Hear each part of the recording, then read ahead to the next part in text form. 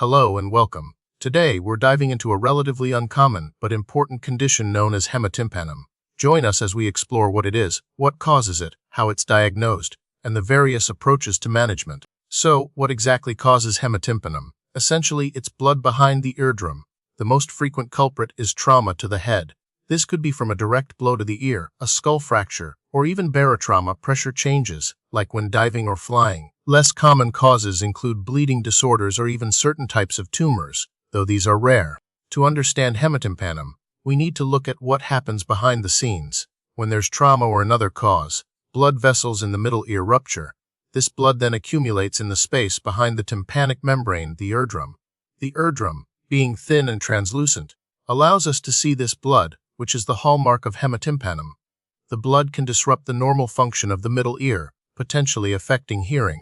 Hemotympanum, while not an everyday condition, is seen more frequently in certain contexts. Cases of head trauma are more prevalent in certain populations, such as in contact sports or areas with high traffic accident rates. It's also more common in professions where individuals are frequently exposed to pressure changes, like divers or pilots. It's important to remember that it is most often seen in cases of recent trauma to the head. The symptoms of hemotympanum can vary.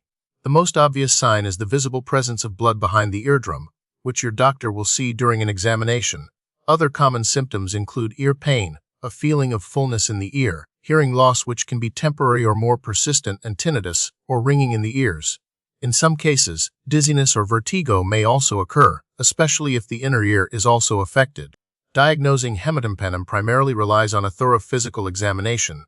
An otoscope, a specialized instrument for looking into the ear canal, is used to visualize the eardrum and confirm the presence of blood behind it. Further tests might be needed to determine the underlying cause. These can include hearing tests or audiometry to assess the extent of any hearing loss. In cases of trauma, imaging studies like a CT scan may be ordered to rule out skull fractures or other associated injuries. While hemotympanum itself isn't classified into distinct types in the same way as some other diseases, its presentation and severity can vary greatly depending on the cause and extent of the injury. It's generally categorized based on the underlying cause, whether it's traumatic, barotraumatic, or related to a bleeding disorder. Treatment for hemotympanum focuses on addressing the underlying cause and managing the symptoms. In many cases, especially those due to barotrauma or minor trauma, the condition resolves on its own as the blood is reabsorbed. Pain relievers can help manage any discomfort. Antibiotics might be prescribed if there's a risk of infection. In severe cases, or if the blood doesn't clear on its own, a procedure called myringotomy, a small incision in the eardrum to drain the blood, may be necessary. Regular follow-up appointments with an ear, nose, and throat specialist are essential to monitor healing and ensure no complications arise. Preventing hemotympanum largely depends on avoiding the risk factors. Wearing appropriate protective gear during contact sports, using earplugs when flying or diving to equalize pressure, and taking precautions to prevent head injuries can all help. If you have a bleeding disorder, working closely with your doctor to manage your condition is crucial.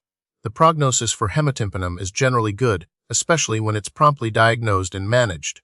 Most cases resolve without long-term complications. However, persistent or severe hemotympanum can potentially lead to hearing loss or other issues. Research is ongoing into more effective ways to manage middle ear conditions, including hemotympanum, and to minimize any potential long-term effects.